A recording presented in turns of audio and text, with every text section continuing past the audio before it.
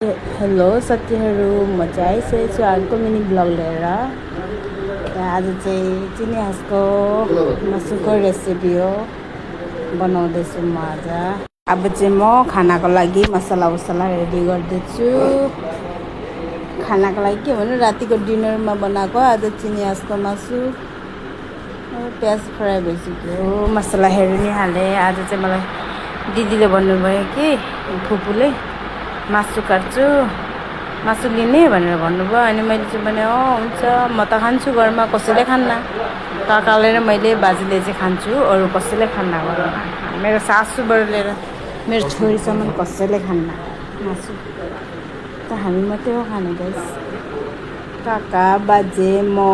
अब चाहिँ पाकिसक्यो, बाजेलाई रेडी दिइसक्यो, अब थालमा हालेर रेडी भइसक्यो। अब हामीहरू पनि खाने के छ भने दिनको काँक्रा र टेङ्गा, अनि दिनको कुन्दुरीको सब्जी, अनि आलु र लाउको सब्जी।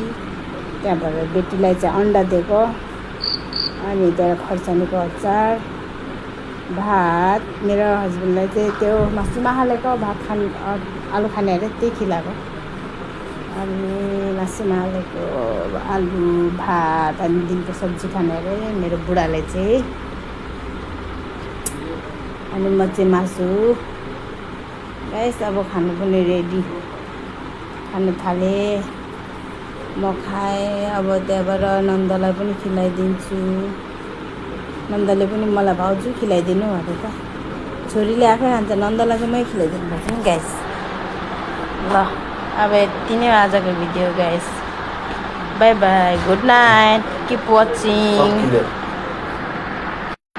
हेर्दै गर्नु होला मेरो भिडियो, लाइक सेयर गरिदिनु होला गाइस। By by.